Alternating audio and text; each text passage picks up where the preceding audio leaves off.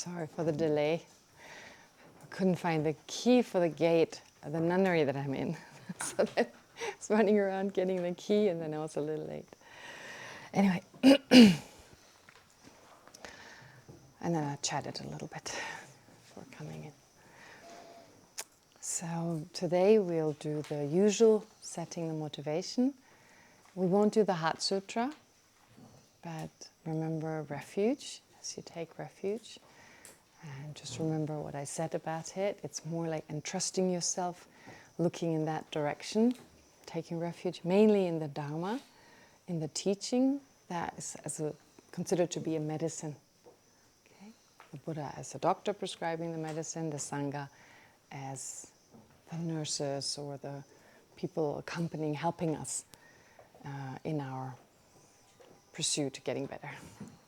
Okay, so let's do this together, but as before, we'll do some breathing meditation.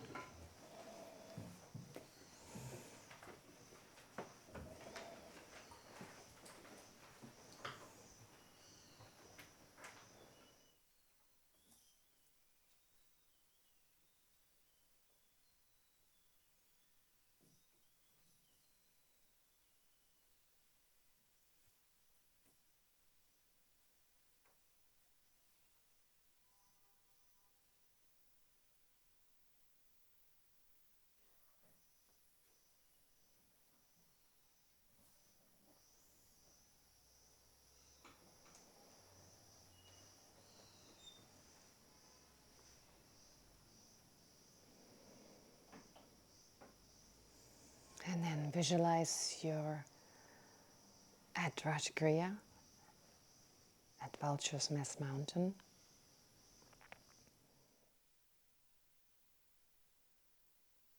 In this beautiful hilly area.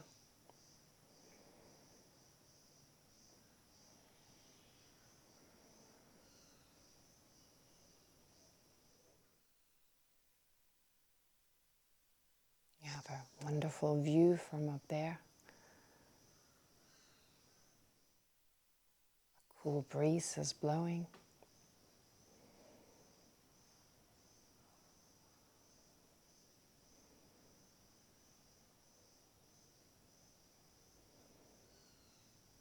And you feel very calm and peaceful.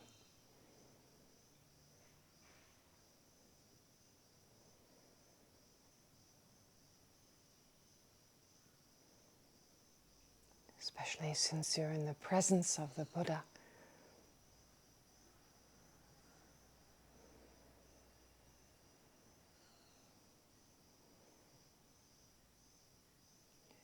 Who inspires us to become just like him.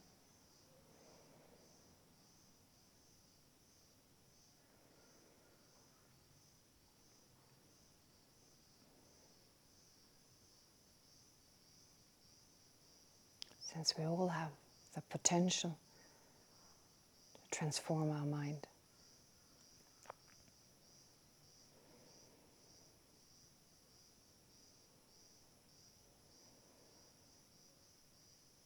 And the Buddha is surrounded by his Sangha, the spiritual community of disciplined, compassionate and wise practitioners.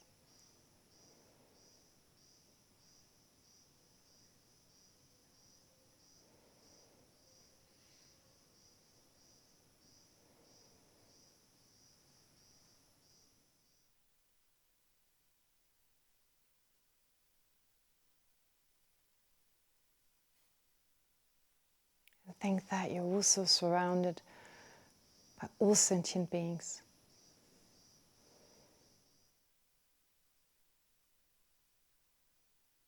Those we have a hard time with, who we find difficult, and maybe even resent or dislike right in front of us.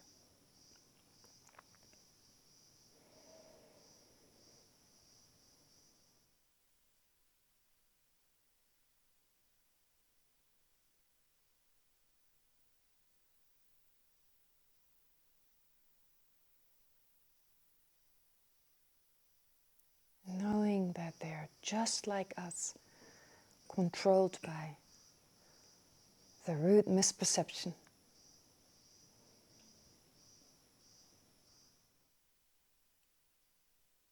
They all have the potential to remove.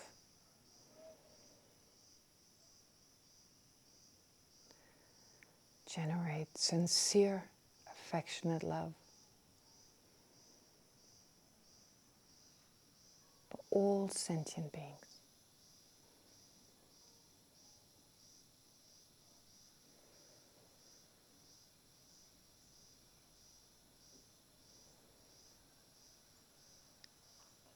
A deep sense of care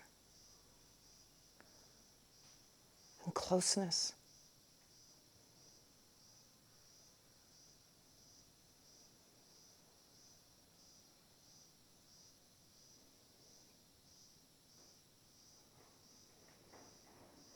Based on our understanding of our interdependence.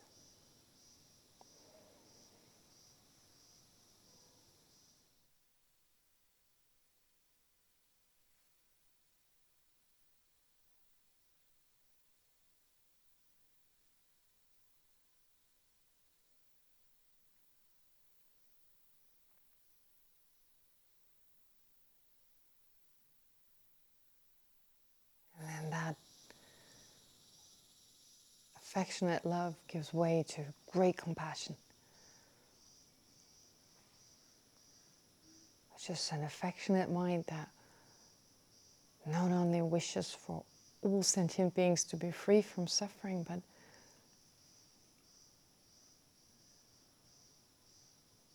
aspires to protecting sentient beings.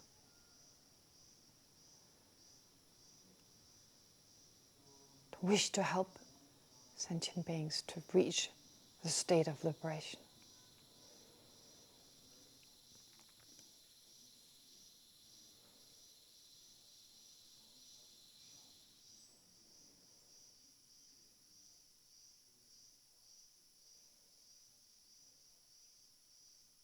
And allow this wish to grow stronger.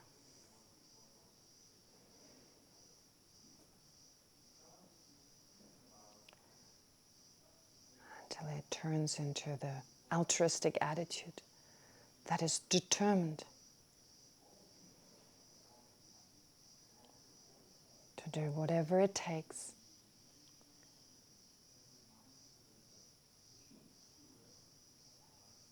to help sentient beings overcome their suffering and its causes.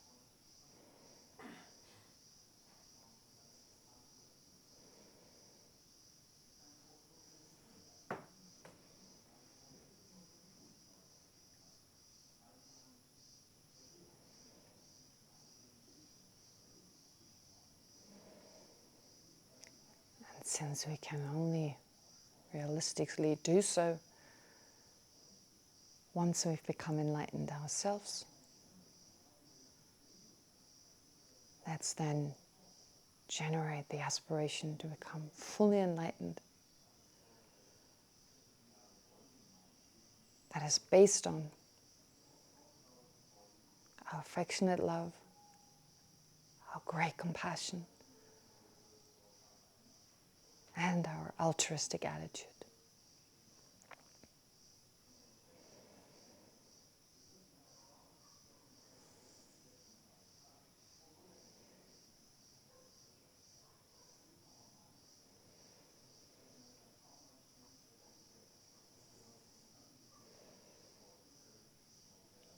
And think that it's with this motivation,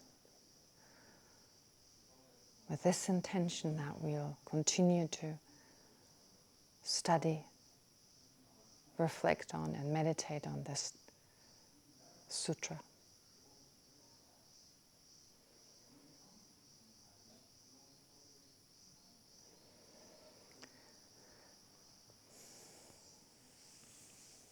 So, keeping the visualization of the Buddha, the Sangha, and all sentient beings in mind, let's recite the prayer, taking refuge in generating bodhicitta. I take refuge until I'm enlightened in the Buddha, the Dharma, and the Supreme Assembly.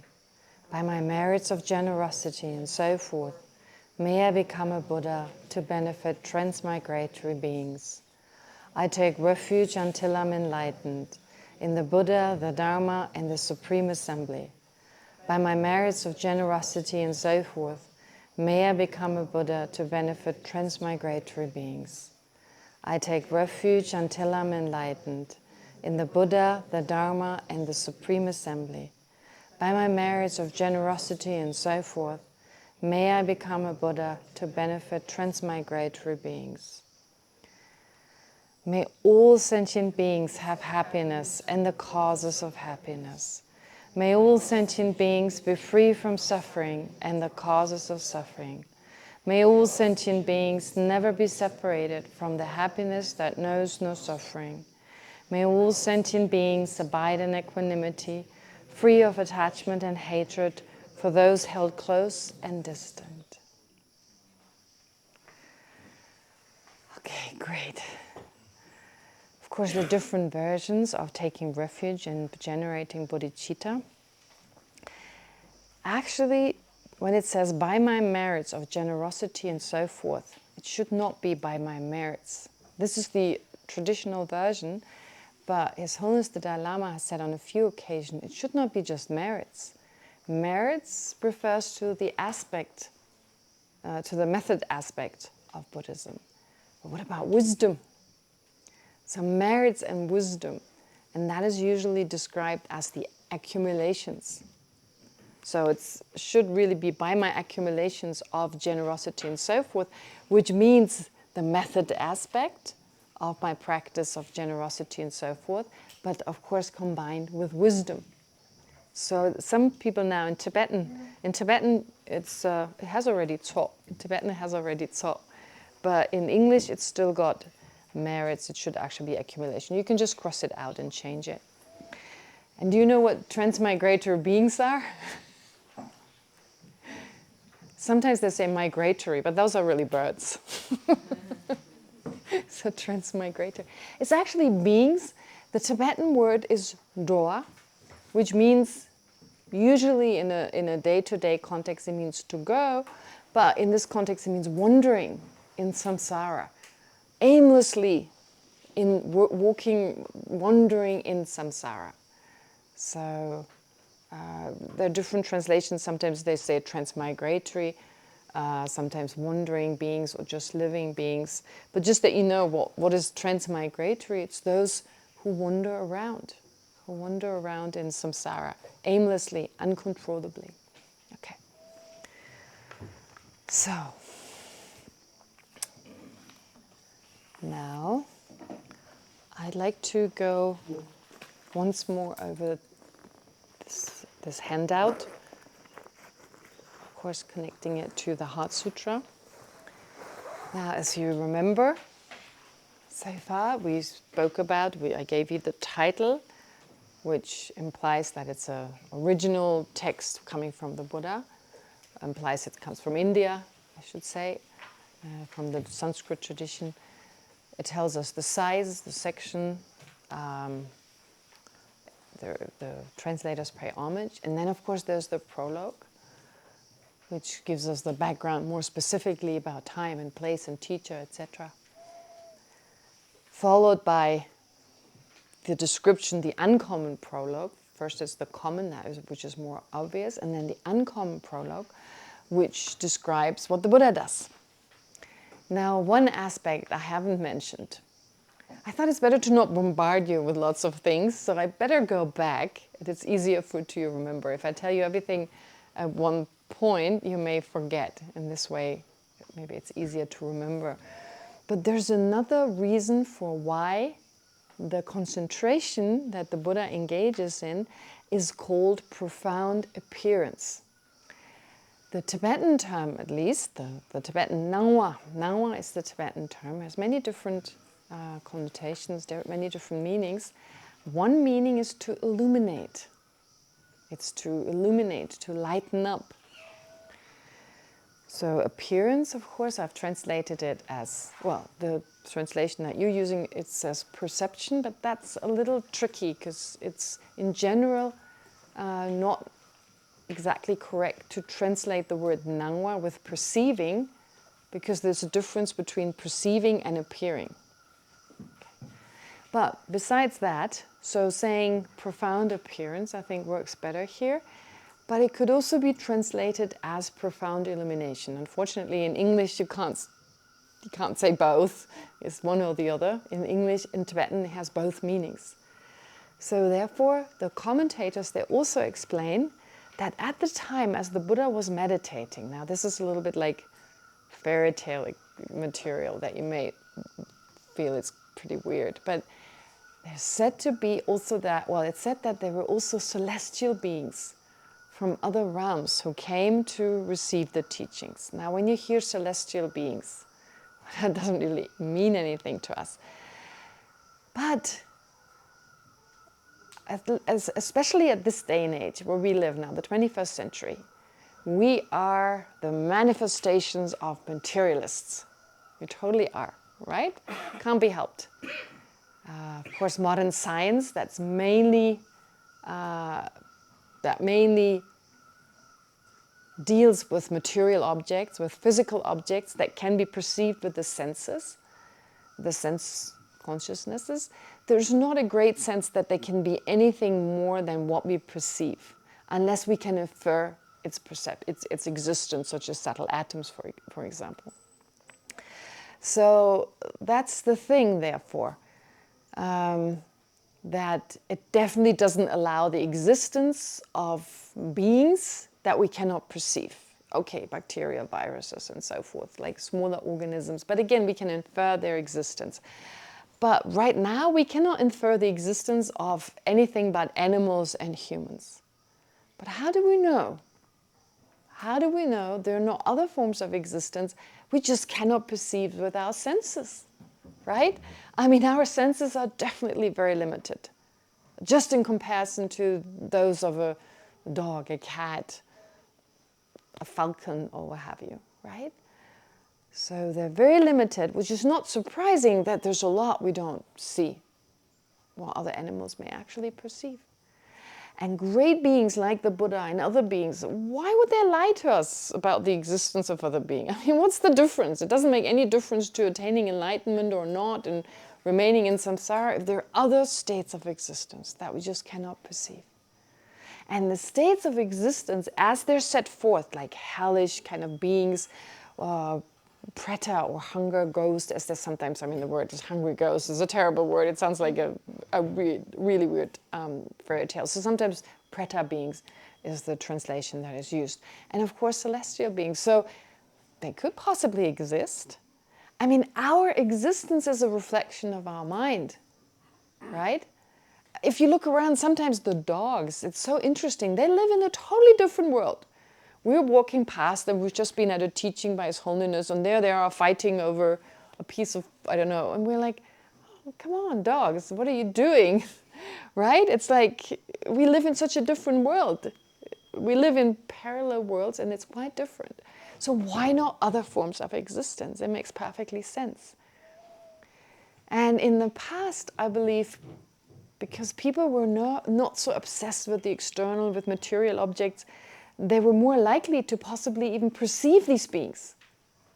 I have a sense that they do exist. I mean, there are accounts of such events. And I remember the story when I first came here. Okay, I'm going to tell you a story. I should tell you a story when you're exhausted, but I'll tell you now.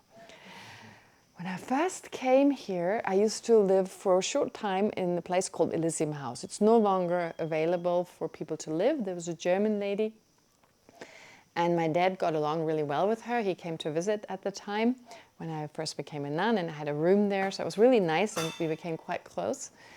And she told me this story. She said when she first bought the house for nothing in the 70s, His Holiness the Dalai Lama would sometimes walk by. Right, those were the days. Right, His Holiness with his bodyguards would take a walk into the mountains. His Holiness wasn't as well known at the time. And His Holiness's teacher lived nearby, Ling Rinpoche, in his previous life. But there was one room in this house that was a problem. Because the story was that this house was destroyed during an earthquake in 1905. And the whole family got killed.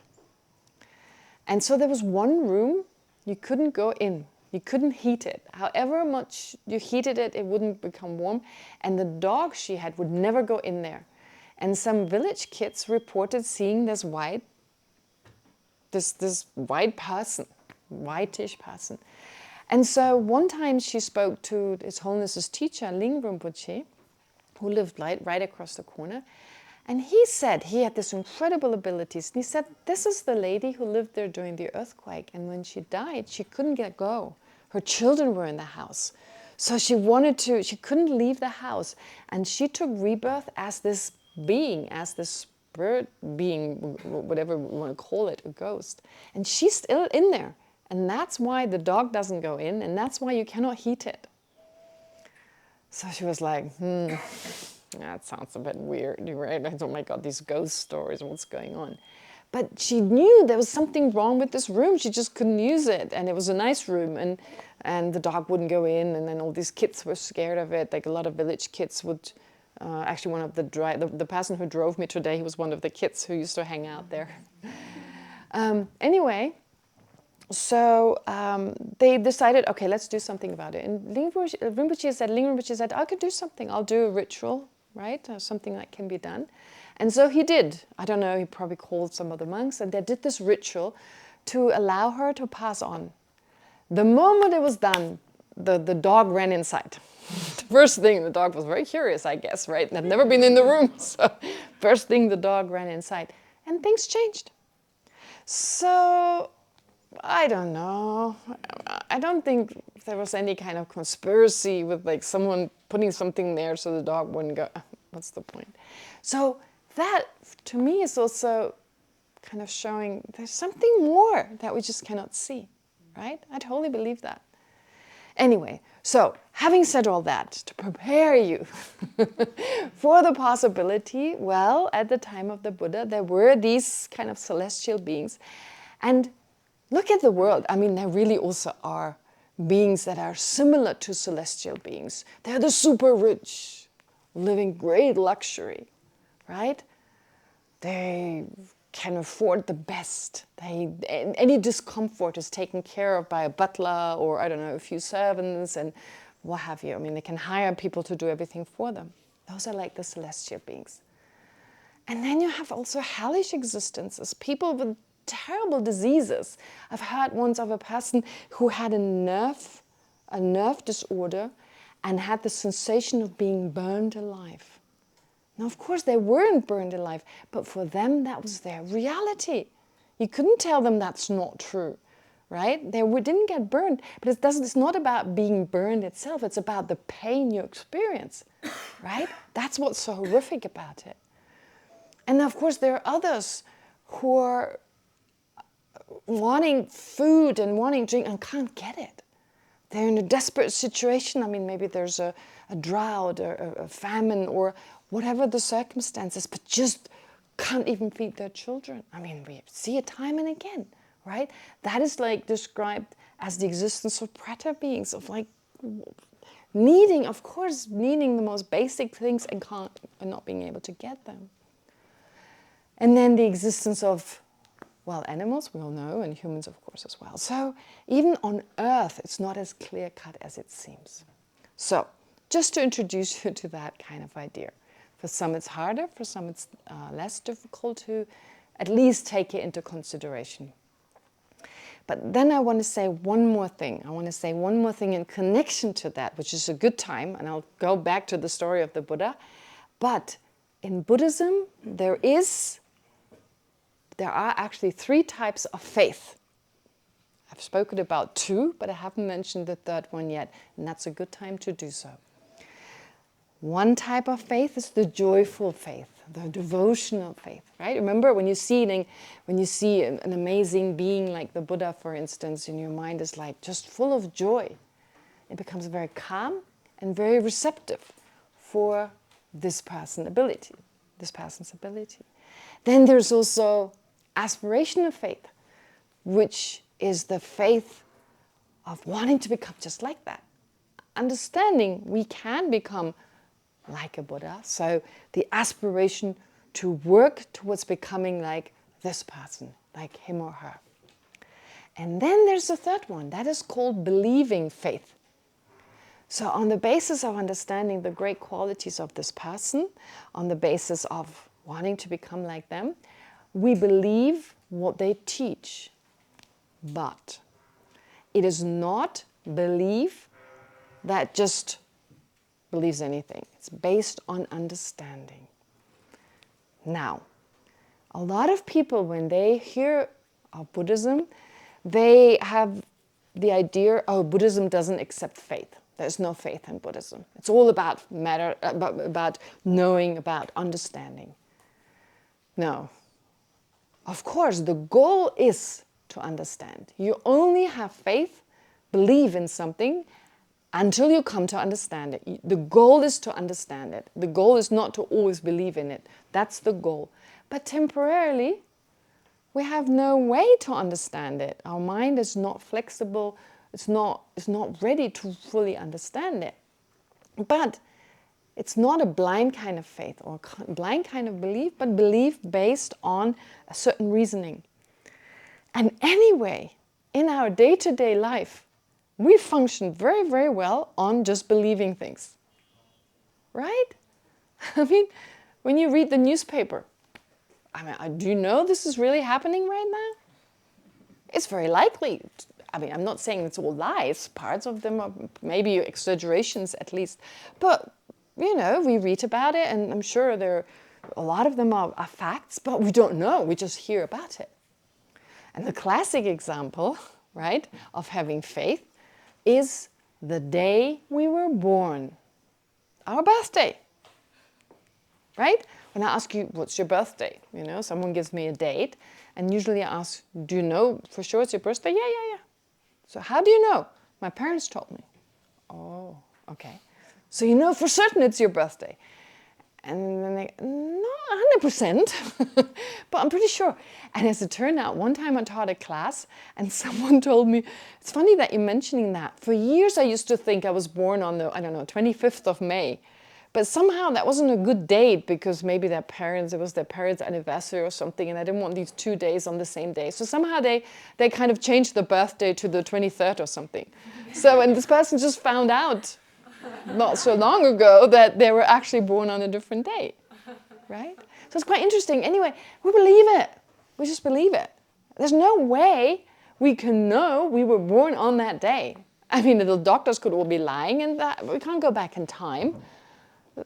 So there were no video cameras that we know for certain they were filming on that day or whatever. So there's a lot we take on faith. But why would they lie to us? They could. In this case, it actually did happen. But I think in most cases, they get it right. And there's so much else. The world is round, right? I've not traveled in a spacecraft to see for myself. And I can't be bothered to do the mathematics to figure out why the globe is round, right? I couldn't care less. It's enough for me that some scientist with a fancy PhD tells me, right? And nowadays, we criticize Christianity and we criticize other religions, not just Christianity, other religions as well, for encouraging blind faith. But we have blind faith in any kind of, the blind faith we used to have in priests and in rabbis and in imams and so forth. Now or in gurus and so forth. Now we have them in scientists, right? A scientist says so, must be right.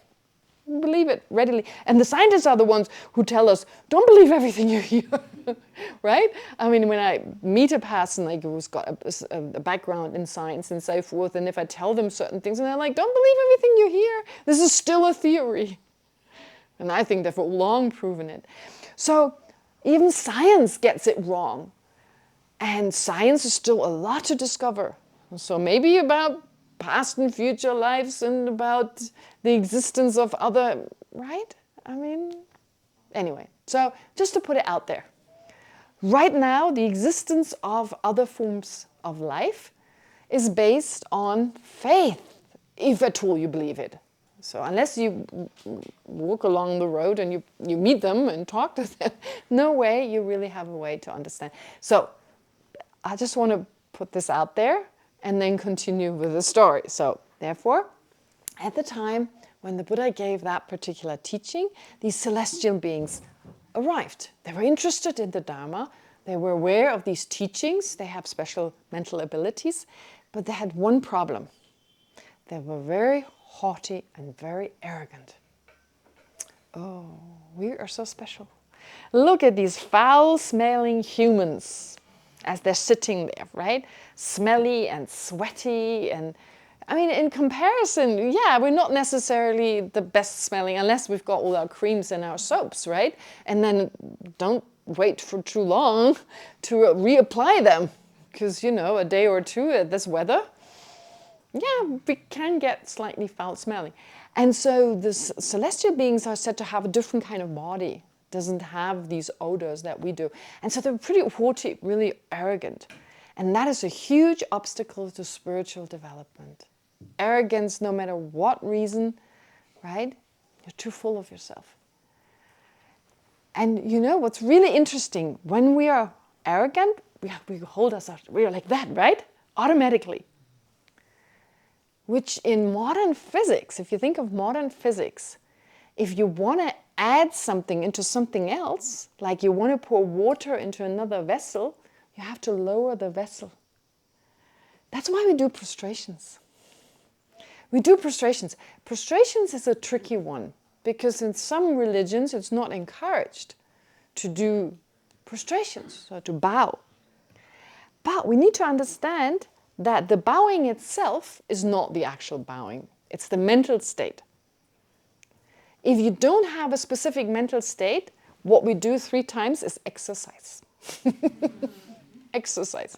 Not bad, 3 times, you know. If you do a few more, you've really exercised quite well, I guess. Well, I don't know how well, but at least you've done some. But it's the mental state. It's kind of like you lower yourself in like, I'm opening myself. There's more I can learn instead of, I know it all, right? Which means nothing will go in. Our mental state is such, nothing goes in. So we lower, because we have this tendency, this is the, right? We lower ourselves before something. So not to say, oh, you're perfect and just give it all to me. No. I mean, just give me enlightenment. I'll just wait until you're done. No. It's about, I'm ready to receive something. So please, I'm opening. So you're opening yourself in that moment. So whether you go, it's just helps us to be mindful. If you're trying to think, I'm opening myself, you may forget in the process, oh, it's raining, or what was it for breakfast? But while you're doing it, you're more likely to remember. It helps you to remain mindful, this physical expression. But most important is the mental. And driven or motivated by this opening yourself, having respect, having devotion, and mainly being ready to receive something that may be beneficial to ourselves and others. On that basis, you then do 3 prostrations. Okay? So that's the sign of, that's all it means, basically. But if we are arrogant, etc., we have a problem. We just don't learn. So the Buddha, when he saw these celestial beings who were radiating, so their bodies were so radiant, so beautiful, he also radiated. He had this ability to radiate even greater, and they were like, ooh, looks much better than us. I mean, the beings around him didn't necessarily perceive that, but the celestial beings were able to see that. I mean, we sometimes also, when we see a great being, they radiate something out. It makes sense, because our mind affects our body, affects the energy of our body, and what is not exactly radiance as such, but there's something coming from that person. There's something, we can't put it into words, and sometimes it's described as radiance or a special aura or whatever you would call it. But the point being that the Buddha is said to have had this profound illumination. And at the time when he was meditating, when he was sitting there, and the celestial beings, they were like, whoa, okay, all right, never mind, leave that arrogance, I'm ready to listen. Okay, so it prepared their mind. Right. So it's a slightly different account, but that's also what it's usually, well, some of the commentators tell that story. All right, but let's go back to emptiness, to why the Buddha was there and what he mainly taught. Okay, so yesterday we spoke about dependent arising, and it makes perfect sense that dependent arising touches us much more. It's much more, as more a direct benefit. And actually, dependent arising is the reasoning that, one of the reasonings that helps us to understand emptiness. So it speaks to us much more, and hopefully through that we get a better sense why phenomena cannot exist inherently. But I'm saying it's just one reasoning. There's other reasoning, there's other logic of looking for the object itself and not just getting caught in independent arising, which is an affirmative. And we like affirmatives. We don't like so much negatives, like just negating. That's just not our thing. We're not used to it. We're used to adding instead of deducting, right? Okay. Anyway, let's go through the 3 types of dependent arising. All right. Reflection, I think I got to page 5. Is that right? Yeah. Reflection on the 3 levels of dependent arising is considered indispensable to avoid the extreme of nihilism. Right? We spoke about this a lot. A sense, if I can't find the self, well, it's not there then. The moment that thought arises, there is no self. Just need to train yourself to think, no, but dependent arising. The self is dependently arisen. It exists because it has arisen, because it exists independent on other factors. When subjecting phenomena to ultimate analysis, that is to say, when searching for a phenomenon's inherent nature, objective nature, so forth, there is the danger that we may cultivate the wrong idea that since phenomena cannot be found under such analysis, they do not exist. Contemplating dependent arising helps to overcome such a wrong view and facilitates the realization of how phenomena do exist. Does that make sense? Okay. Furthermore, the understanding of dependent arising also promotes the understanding of emptiness, while the understanding of emptiness in turn promotes the understanding of dependent arising. In that you reflect on emptiness, and once you've done that, when you go to dependent arising, that makes more sense than it did previously. And again, reflecting on dependent arising deepens in turn your understanding of emptiness. And in that way, they assist each other. They promote each other. In fact, the realization of the subtlest level of dependent arising must be preceded by the realization of emptiness. So right now we have a coarser level of dependent arising, but there's even a subtler one. And the thing is, we are familiar with dependent arising, but our dependent arising is lacking. It's lacking.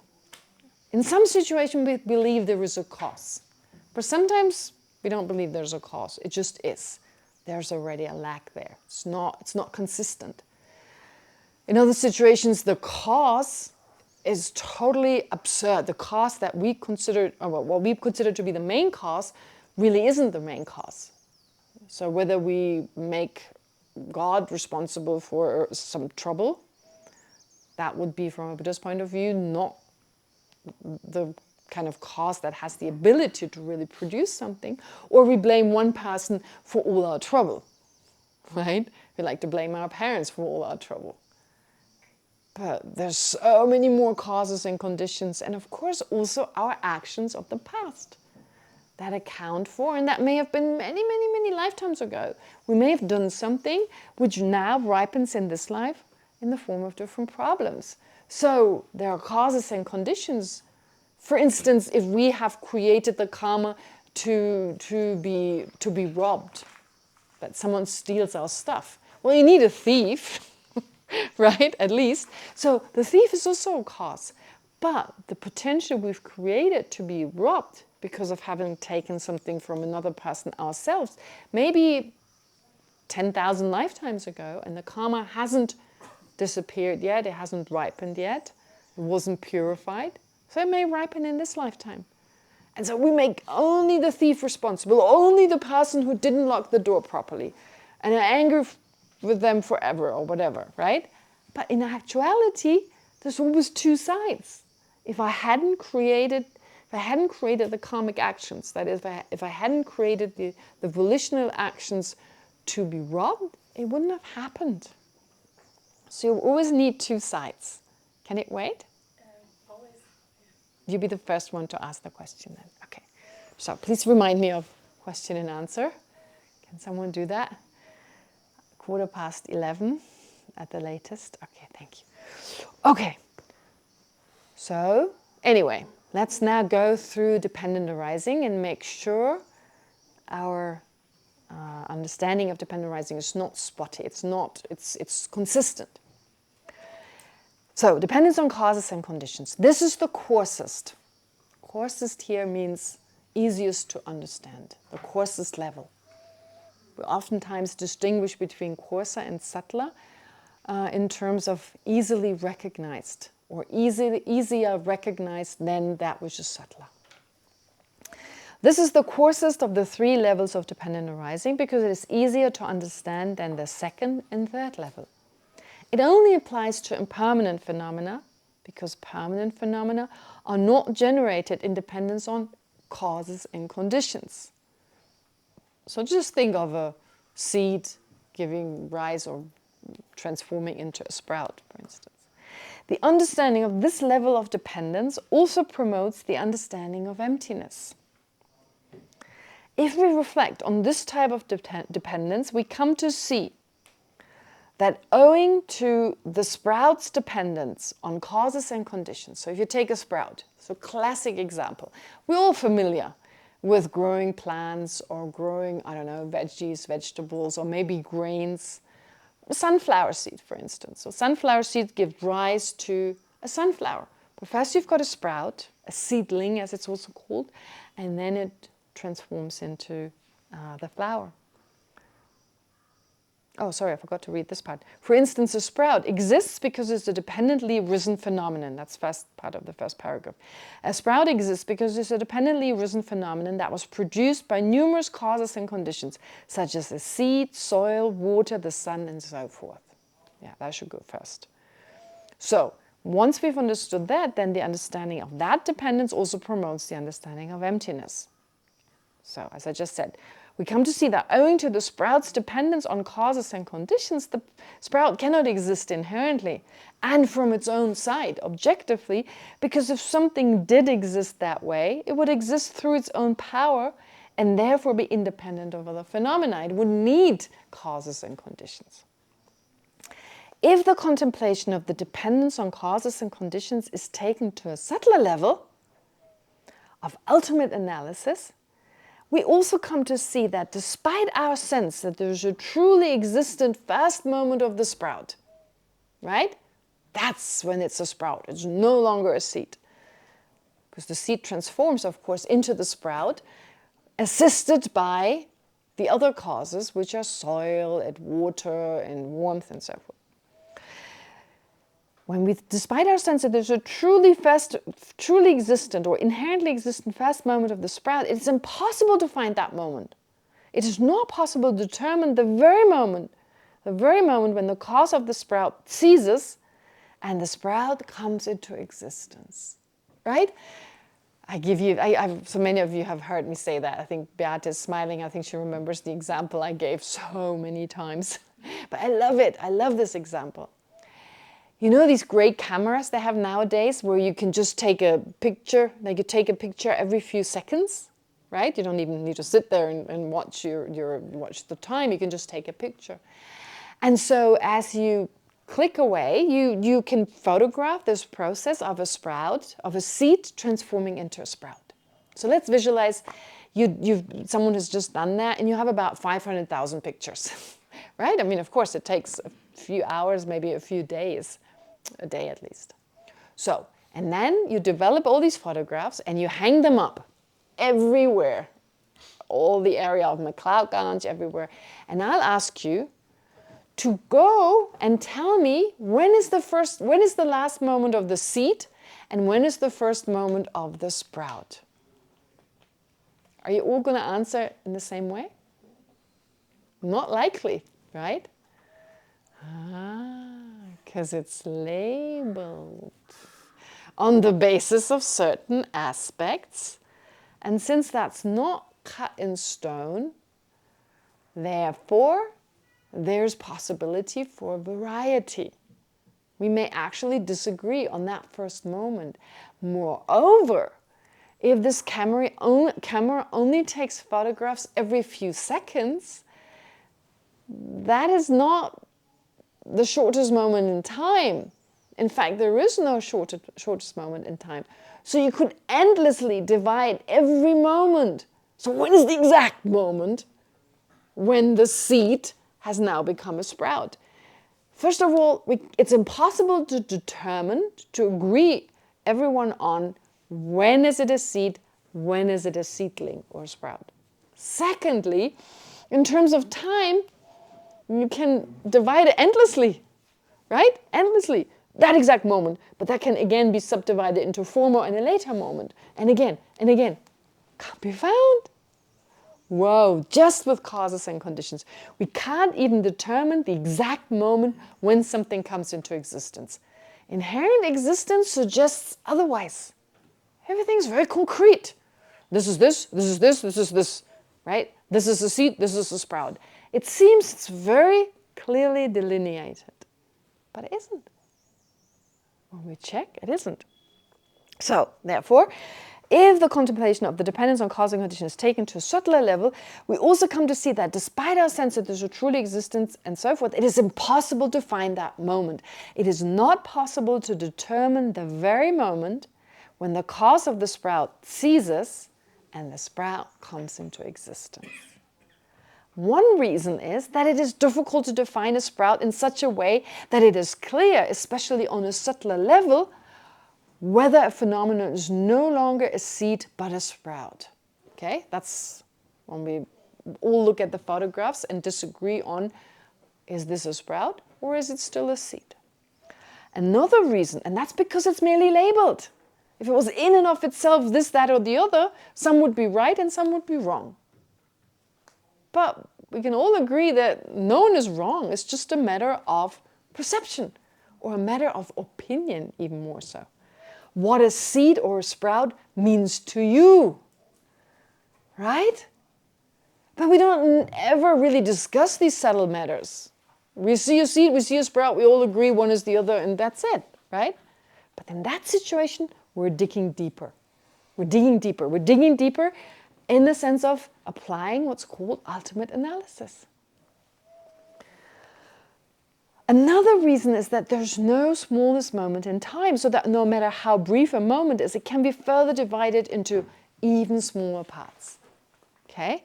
So here you have first moment, second moment. Okay, it's not these 500,000 photographs, but at least you got a pot with the seed. Unfortunately, again, unless it's in color, unless it's in black and white, it's a little harder to see the seed. Looks like a bean seed. Anyway, so it grew into, all right. So that is dependence on causes and conditions. If you then look at page 6, however, if the sprout existed inherently, objectively, and by way of its own character, the way it appears to us to exist, there would have to be a smallest moment in time, and we would be able to pinpoint the exact first moment of the sprout. Right? Makes sense, doesn't it? Now, that is dependence on causes and conditions. Okay? All right. Dependence on parts. I love this picture. It took a while to find it. I don't know why they put this online, but I found this. Take apart the car. The car's red, by the way. All right. This level of dependence is subtler than the previous level. It refers to the fact that all phenomena whether impermanent or permanent, are dependent on their parts. Now, parts doesn't necessarily mean physical parts. It can mean characteristics. It can mean qualities. It can mean moments in time, right? Like a car exists as a continuum. It covers time, hopefully a long time, right? A few years. So it consists of last year's cars and this year's car, and then next year's car, and so forth. So in that way, also it has temporary moment.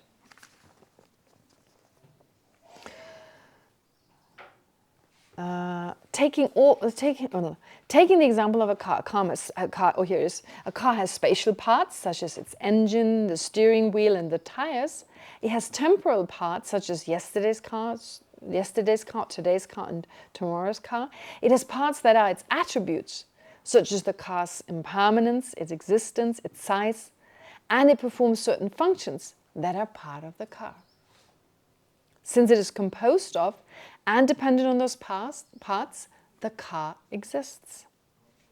Reflecting on this level of dependent arising facilitates the comprehension of emptiness.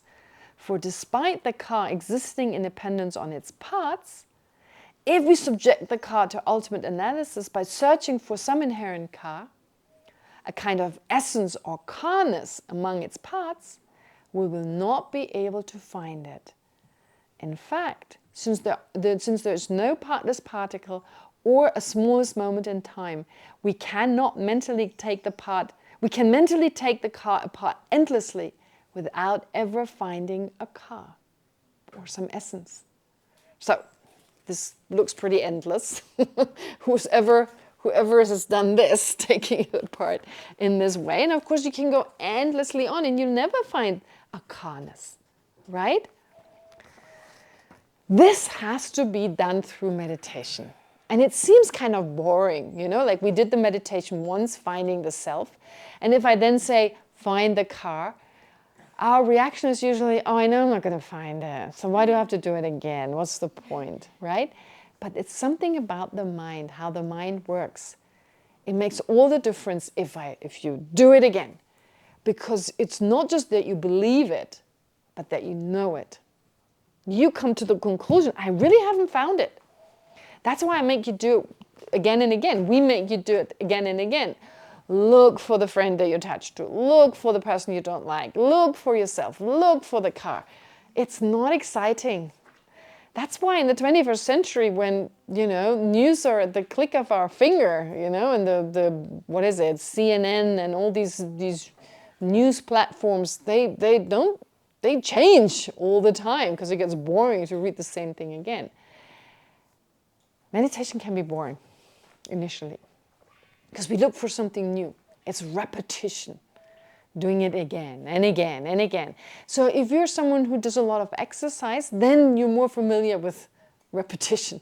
You just do it, however boring it gets, you just do it. So here, of course, as you'll know, meditation is familiarizing. And in this case, with emptiness, you need to also familiarize yourself with these ideas. Now, sometimes the scriptures explain that love and compassion, that's all about familiarizing yourself with these states of mind, right? There's a certain understanding you need, but then it's all about familiarizing. Emptiness, on the other hand, is usually described as you just need to understand it, and once you get it, then you get it, and you don't lose it. Compassion you can lose up to a certain degree. Up to a certain level, you no longer lose it. But initially, if you don't do this on a regular basis, you may lose it. Of course, like anything, certain states of mind, if we don't foster them, if we don't habituate ourselves with time and again, they grow weaker and eventually no longer arise unless we make an effort again. So therefore, there is a sense of repetition is important for method, but that should not be misunderstood. Also, when it comes to emptiness, repetition, familiarization is still very important until we get it. So until then, we also need to familiarize with these reasonings. And so what you do, and this is reflected in the Heart Sutra as well, First you take the eye, and then you take the body, and then you take a car, and you keep looking for it with a sense of curiosity. And you know what's the secret is not the right word, but what is a very helpful method is to generate what in Zen Buddhism is called beginner's mind. As if you were doing it for the first time. Whatever we do for the first time, we do it very thoroughly, right? I mean, if we're specifically interested in it, so doing meditation for the first time, we want to do it right. We don't want to get distracted. We're doing it. I'm not talking about this obsessive ambition, but more about, this is interesting. I'm curious. I want to find out. So we're making a lot of effort. But then the second time, the third time, it's like, yeah, we just do it. But no one knows I'm actually thinking of something else. I'm sitting there so still and no one knows, right? And you get away with just doing anything else you do. You just don't want to do it. Of course, it's up to you. But if you want to reap the full benefit of meditation, it's good that every time you generate a beginner's mind. Oh, this is the first time I'm really thinking of this. So today will be different. Somehow, if you adopt that kind of mind, you're doing it differently. You're not just going through the movement, through the motion as you did previously, but rather you maybe look at it in a slightly different way. And it touches you in a different way. So if you do this 5, 6, or I don't know how many times, you realize your understanding deepens. There's just no other way around it. That's just the nature of our mind. We just have to do it. We just have to do it. It's all about that. So repetition, repetition, repetition. And like I said, if you exercise, if you do certain sports, it's all about repetition. I mean, going to school. How many years? 13 years, 12 years, at least. And then college, high school, college, university, and so forth. It's all about repetition. It's boring. That's why we complain. School is so boring. Yeah? But we have to find the excitement in the repetition. We have to find excitement because to us it seems always the same, but it's never always the same. Your mind is never always the same. It may be very similar, but it has changed. From day to day, it's slightly different. That's why when we look back 10 years ago, there's huge change. That change didn't take place because just before the 10 years were up, there was a huge jump and suddenly everything is different. Or every month there's the day of change. No, it's because every moment there's change. Every moment there's change, right? Therefore, over a longer period of time, it becomes obvious to us. But that is subtle impermanence. And when you meditate, keep in mind subtle impermanence. It's never exactly the same. Pay attention to that. And then it's no longer boring. It's a new, exciting meditation. And since you approach it with a beginner's mind, with a mind that doesn't focus on what's similar, but focus on what's new, then it's exciting, and you look forward to doing it. And don't do it for too long. Of course, keep it short and sweet. As Lama Tsongkhapa says, because otherwise you see your meditation cushion next time and you want to vomit. You feel nauseous. It actually puts in those words. Okay, good. So having said all this, let's go back to what it says about the parts. So there's no carness, but we still have to look for that among the parts. Even though we have a sense that there's a car that truly exists in space and time, when we take apart the spatial parts of the car, we are unable to find a car that truly occupies space. When we take apart the attributes of the car, we are unable to find a car that truly possesses those characteristics. And when we take apart the temporal parts of the car, we are unable to find a car that truly occupies time. Regarding the latter, since there's no smallest moment in time, we are unable to pinpoint an ultimately existent present moment of the car. When is the present moment? When is the present? Because you can subdivide it again, right? The present can be subdivided again and again and again. For every present moment can be divided into a former, middling, and later moment. Therefore, it's also not possible either to posit an ultimately existent past and future car, for the past and future depend on the present, right? If you can't really find a present, you can't have future and past, because they depend on each other. Without present, how could there be future and past? All right, so that's in terms of time. Further, on a subatomic level, that's why I love this car. It's my atoms. I don't know how I found this, I looked forever. It's blue. It's got these little blue spots everywhere. So this is like a very simplified version of the atoms that make up a car. Further, on a subatomic level, it is impossible to tell where the car starts and where it ends. Which atoms and subatomic particles are part of the car and which ones are not, right? Impossible. That's where we're saying, when we look from afar, when we look without analyzing, and that's our life, we don't analyze. We just take what appears and we live accordingly. This guy appears to be a jerk, I act accordingly. That's it. We don't question. What does that analysis do? It makes us look closer. It makes us look closer, right? Look at the object closer in terms of the atoms that make it. It seems so concrete, but on a subatomic particle, it disappears, right? And as His Holiness the Dalai Lama always says, quantum physics is very much in tune with these ideas that phenomena depend on a mind. I jokingly say, there's no Tibetan, it doesn't matter how little English they know, who doesn't know the word subatomic particles, at least not in this area. Not subatomic particles, quantum physics. Every Tibetan can say quantum physics because His Holiness has mentioned it so many times, and he doesn't use the Tibetan word. I mean, I'm sure there's a Tibetan word for it, I wouldn't know it. I'm sure they've created one, probably more than one, but His Holiness always uses quantum physics, and an elderly Tibetan can say quantum physics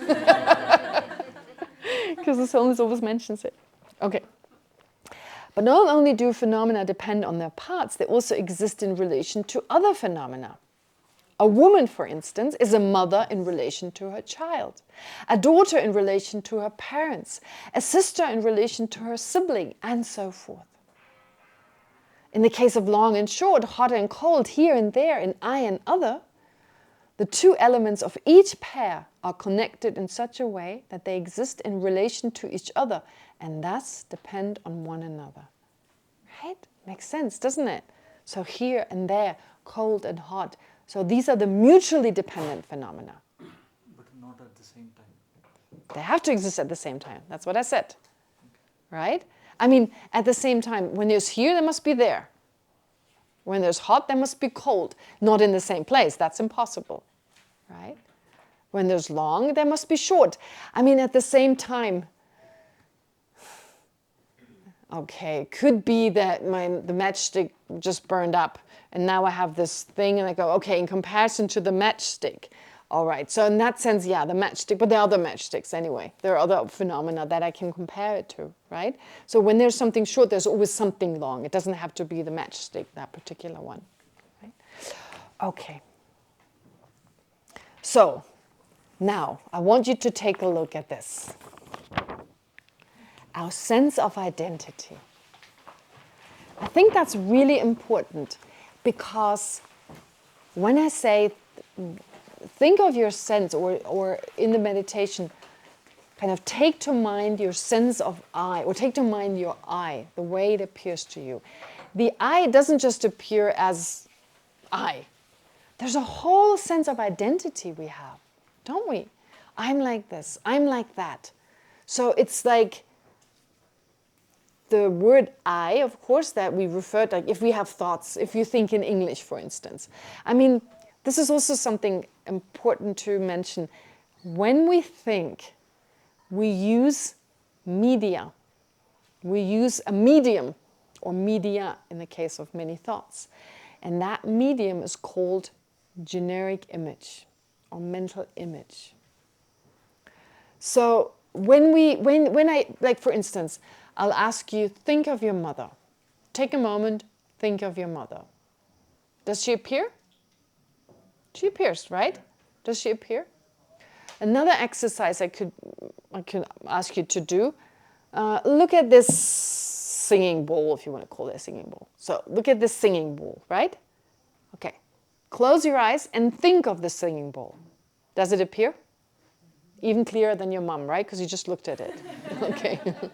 All right. So that singing bowl appears to your mind. Is the singing bowl, does it appear to your mind because it's right in front of you in that moment? No, because you closed your eyes. It may be right in front of you in that moment. But the reason that it appears to you is that your mind has created a mental image. And that mental image appears to your mind. Now, when we think of something, there's always an image. You can even think of a song, right? There is a word in English, it's actually pretty new. I think it's, well, in German it's existed for a while, but an earworm. Now, native English speakers also use the word earworm. Okay, it's really, really nasty. If I sing a certain song now, and all day long it's gonna, right? I'm not going to make any suggestions because right away you start. No, I'm kidding. But there's certain songs that go round in our mind, round and round. We don't hear the song, but there's a mental image, an audio image of the song. No, I'm not going to do it. Okay, so, right? We have that. Or, what's so interesting, have you ever watched a commercial of your favorite chocolate? And you see it in water, you know, you've got your mouth start to water. Your mouth start to water because you've got a mental image of that chocolate, which prepares, and you're not even aware of that because you're just watching that, but your mouth start to water. That's a sign that you just had a mental image of that chocolate, right? Very interesting. So a lot of mental images. Or you visualize what it's like wearing the scratchy sweatshirt that you really don't like, right? And it's almost like you can feel it. So in that way, we have these mental images. But these images that I just given as an example, that our mental consciousness uses at the time when the objects are, for instance, not available. But even when they're available, and our mental consciousness kind of becomes active, focusing on that same object, like on the commercial, you see at least the representation of the chocolate. Of course, you don't see the actual chocolate. It's just a TV image. But still, your mental consciousness then also has that image of the chocolate, in particular of the taste, not so much of the visual image, but of the taste. And in that moment, when the mental consciousness thinks of the same object, there's a mental image, although you still have the image in front of you. Which is why when I hold this up and I say, think of this ball, you're not so aware of the mental image that your thoughts conjure up, but you're more aware of what you see, because that is more vivid, it appears clearer.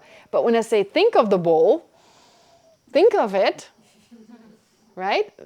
Now you become aware that it actually appears to your mind. Okay, so, and modern science talks about that as well. There's a magazine called Scientific American Mind, and in one of those, years ago I read this article in one of those magazines when it talks about mental images. Modern psychology is also interested in these mental images, especially when it comes to post-traumatic stress disorder, where stressful situations, they arise again and again in your mind in the form of images. Anyway, so now you're aware of images, but these images can also arise in the form of words, right? It's not always a mental image. It's not always, in the case of an eye conscious, in the case of thinking of your mother, it's not necessarily that her shape and color appears to you, her face, her outer appearance. It's not necessary that her voice appears to you, the sound of her voice or the smell that you associate with her. It's usually it's a mental image because of our 5 sense consciousnesses. The visual consciousness, the eye consciousness is predominant. It's the most dominant one. Yeah, we're mostly thinking of the world with shape and colors. We even draw sounds in sound waves, right? In order to get a sense of what sound is, we draw sound waves, but that's not sound, that's a line, that's a shape and color. But it helps us to understand sound better.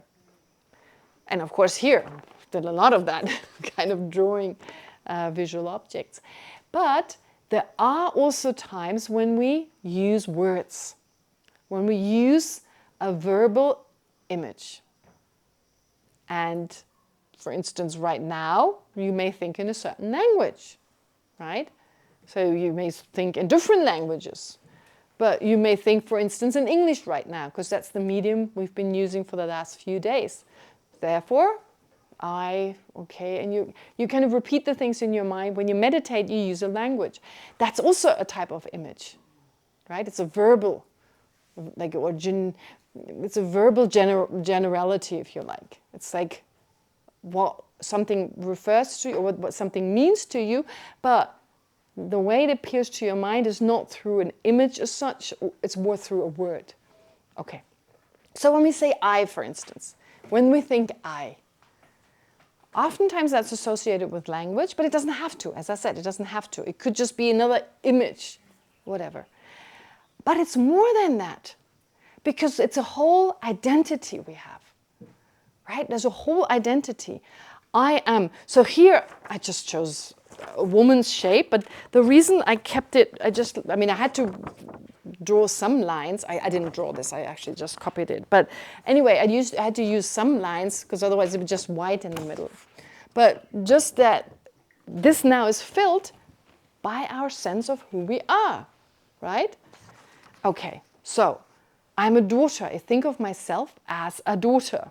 Now here, I chose Christian. I don't necessarily know what it means in all religions. I mean, I know in Judaism, but to draw a mother who's Jewish, that was more difficult than just the sign and then someone getting baptized. I don't even know whether everyone would agree that just being baptized, you're Christian, because I was baptized, and I'm not sure I count as Christian. I don't think a Christian would agree I was, because of what I believe. Okay, so anyway, but I just needed some examples, and I could find an American passport, so this person is now an American. Some stereotypes, I didn't want to get caught up in those, so she was really good at repairing cars, and so forth, right? And she's okay with being overweight, because she thinks she's pretty. So anyway, okay, if you just read through it, it's just, there should be a lot more of these bubbles. These bubbles represent our thoughts. So when we say we label, it's always in dependence on this, that, and the other. We label this, that, and so forth. However, we then believe we're truly this, as if it was findable. Okay? So in dependence on my parents, I'm a daughter. It's not always in dependence on mind and body. Of course, mind and body are also part of that, but it's also independence on other people. Independence on my parents, I'm a daughter. That daughterness, can it be found somewhere? I'm the daughter, of course. To find the daughterness, I need to find here, right? I need to find here. Of course, I need female organs. And that's also a little tricky. Do I need female or a mental state, at least, that feels I'm a woman? Yeah. And again, it's conventional. Like, what is conventionally accepted, right? But I think we can say we're open enough nowadays to say I'm a woman. I consider myself a woman as long as I have the thought I'm a woman, right? That's nowadays how we feel about ourselves. 100 years ago or 500 years ago, someone may feel they're a woman, but just think, no, I'm a man because I have male body parts. Okay, so it always depends. In the end, it's pretty much our thoughts. This is up to us. It's my sense of identity. So, therefore, independence on my parents, I'm a daughter. Independence on my citizenship, I'm American. We may feel so strongly, I'm American. But what does that mean? Really, right? Right? James, you're American, right? Okay. Canadian, I'm glad. Because I always get it wrong. Okay. So, but the point is, is like you really it's not just your passport. There's more to it, of course. Being born, right? Yeah, you may just be on a plane, right? On a plane, and you actually get American citizenship. I think it's as easy as that, isn't it? Yeah. So anyway, there's certain factors, but the passport. If you have a passport, you have citizenship. But what does that actually mean? Your behavior, of course, there's a certain American culture, but that's not American. That's just the basis on which you label I'm American. And you could have a totally different nationality and still think and behave and feel as an American person would do. And then there's so many variations, north and south and so forth, right? Quite different. Even the language, etc. I mean, at least the pronunciation. Okay, so in dependence on my citizenship, I'm American. In dependence on having been baptized, the thought I'm Christian. And that is reinforced all the time, right? I mean, for instance, in dependence on my appearance, I'm pretty. Okay, so, but then suddenly people keep telling me, oh, you look so ugly.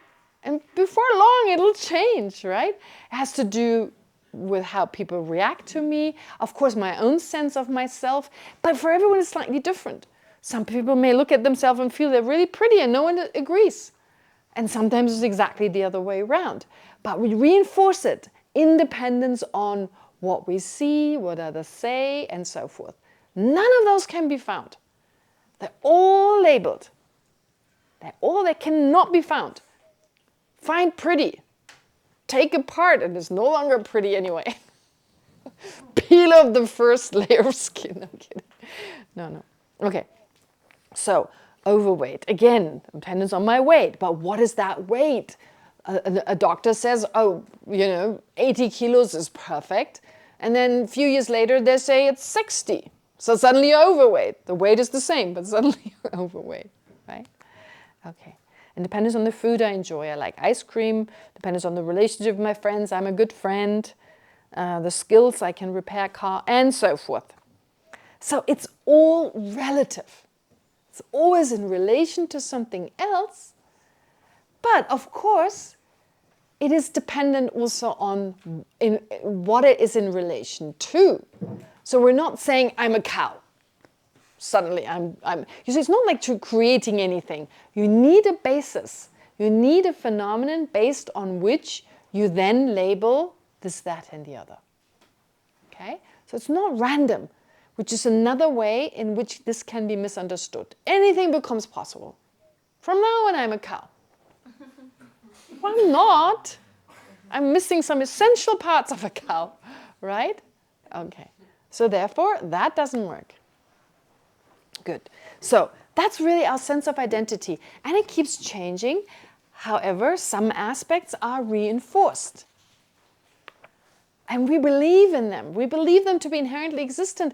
And that is such a problem. You know, when children believe it in the same way. I'm stupid. I'm good for nothing. If the parents keep telling them you're good for nothing, they label that, right? If they go, I don't believe them. They can say as much as they want. I know better. They're safe. But if what they hear time and again, they start to believe in, and then because of our mental tendencies to believe that which is merely labeled, to be labeled because it really is, as in like I've just recognized it, I'm having this thought because I am, then we're having a problem. Then we're having a huge problem. Huge problem. But you see the freedom, the potential freedom within that. If we recognize it's all mine, just labeling, it's just labeling, right? Good for nothing. I mean, look at your Buddha nature. Reflect on your Buddha nature. Whoa, the possibility is incredible. And even without that, there is no child in the world who's stupid. Just different talents. Fortunately, nowadays, that's recognized. I know there's a great school in Israel. I'm sure there are other schools as well, but this is the school, a friend of mine, she's working in there. And so they leave the children to discover their own talents, right? So they let them, eventually they also join the school system, the kind of mainstream school system, but only until they're mature enough and they find that which they're good at. And they don't feel like a failure if they're no geniuses in mathematics, but they may discover they're really good at languages or really good at, and so they foster those talents. It fosters their self-confidence and therefore, then slowly other subjects, but if you feel confident, then other subjects are much easier learned, right? So this is the beauty. We're not black and white. There is no good and bad and stupid and clever. There's variety. Great variety. Yeah. And therefore, It's merely labeled. Very important. We can be whoever we want. Start labeling in the right direction, right? And this is what Harvard University has found in an experiment. They put a whole group of people, well, they had a group of people, they divided them into, let's say it was 50-50, and they all had to undergo the same stressful work. They all underwent the same work. It was stressful, it was hard. One group, they're told, this is stressful work. It's going to exhaust you. It's going to be really hard on your mind and body. It's pure stress. The other group, they're told, it's really good for you. It's a challenge. It's a challenge for you. You're going to rise. It's going to make you stronger. Right? We, Harvard professors, we're telling you. Guess what? Guess what? I mean, we already know the outcome. I mean, I've given that example a few times anyway, so for those of you who've heard me talk before, but it's always a favorite. But the thing is, yes, so they reacted accordingly, according to that suggestion, which goes along with Buddhism, where they say, any problem, integrate it into your practice. Use it in your practice. So instead of seeing it as a problem and, oh yeah, it's just so terrible and so much suffering, yeah, okay. It's a type of suffering, it's not pleasant, but I can utilize it. I can utilize it to become stronger, to see my weaknesses, to see where I still have to work on, to generate compassion and so forth. So you turn it around and it gives you strength and it helps you to move over it, right? It's not easy to take the first step. That's really difficult. But once you move in that direction, it won't stop you and you continue going. So that's why it's only our mental consciousness, it's our thoughts in the end that count. Our thoughts create reality. That is so liberating. We're not liberated because right now we don't realize that our thoughts are doing that. We believe our thoughts arise because it's really true. It's inherently, right? That's why we talk about liberation in Buddhism. It's not about physical chains. It's about the chains we have created in our own mind. All right, let's go back. Okay. If, however, phenomena existed the way they appear to us, a woman would be a mother or a sister without having a child or a sibling. So again, it's all in relation to other things. Yes, it's thoughts, it's labeling the thought, I'm this, I'm that, but it's always in relation to other objects. So it's not saying they exist inherently, they only exist in relation to other things. So they're not purely made up, they do relate to other phenomena, but they cannot be found, they're merely labeled. So therefore, if a phenomenon existed the way they appear to us, a woman would be a mother without a child, a sister would be a sister without a sibling. Similarly, a pencil could not be long in relation to one phenomenon and short in relation to another. Or we could not be I from our own perspective and other from the perspective of someone else. I'm other from James' perspective, from Kaya's perspective, right? Okay, dependence on designation by name and thought. That's the most difficult one. That's really difficult. Dependence on designation or labeling by name and thought. Name is the kind of medium that you use, whether it is a word that you use to refer to it, whether it is some kind of symbol, whatever it is, right? It is the deepest level. This kind of labeling by name and thought is the deepest level of dependent arising. According to the highest Buddhist school of philosophy, the Prasangika Madhyamika system, it is on this level that dependent arising and emptiness really connect. Now they really connect. They're on equal footing, if you like.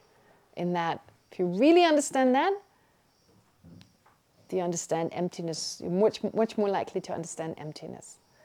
And of course, understanding that also helps us to understand emptiness. Understanding emptiness also helps us to understand that. So, on the subtlest, this is the subtlest level we can go to. The reason for this is that emptiness describes the way in which a phenomenon does not exist, whereas dependence on designation takes the same phenomenon, from an affirmative perspective, presenting the way in which it does exist on its subtlest level. Okay?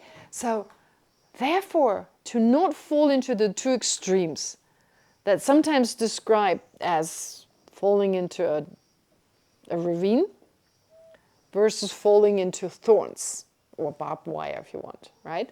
So we're walking this really fine road in between, not falling into the extreme of nihilism and not falling into the extreme of reification. Now, in order to overcome the extreme of reification, which is our first problem, that is our major problem. That's what we're so used to. We first need to observe emptiness, to kind of weaken that, undo that a little bit. But then we may, as a reaction to that, have a sense there's nothing there. For that, we need dependent arising, in particular dependence on designation. That's where the two connect, emptiness and dependence on labeling. Dependence on designation by name and thought refers to the fact that a phenomenon is designated by a term, name. So we give things a name. We may use language or any kind of symbolic, even in the animal kingdom, there are certain ways in which animals communicate. And I'm sure when a cow, the usual classic example is a cow and its calf, I'm pretty sure that a cow has some symbol when it thinks about its calf to reflect on the calf. It's not, the cow's not going to have profound thoughts about the calf, but like mine, not mine. At the very least that, right? A cow is able to recognize its own calf, so it may not be a mental image, but rather, a smell, a type of smell, an image that comes from a smell, a particular smell, right? Or whatever else, a sound, right? It could be an auditory image. Who knows? But the point is that their mental consciousness works similarly, but it's more limited. They lack the kind of mental ability, they lack the intelligence that we have as a human being. Dependence on designation by name and thought. Oh, is it time to take a break? Have you been going for an hour and a half? Oh yeah. Whoa. Feels so different when you're up here. All right, let's take a break. It's 10:30 on my little alarm clock, 10:38. 15 minutes. I'm kind of shortening your breaks more and more, but okay, 15 minutes. Anyway, you're welcome to ask questions in between. Yes, Ram? Sure. So I was thinking about 5 skandhas and our guided meditation. So they kind of align very well.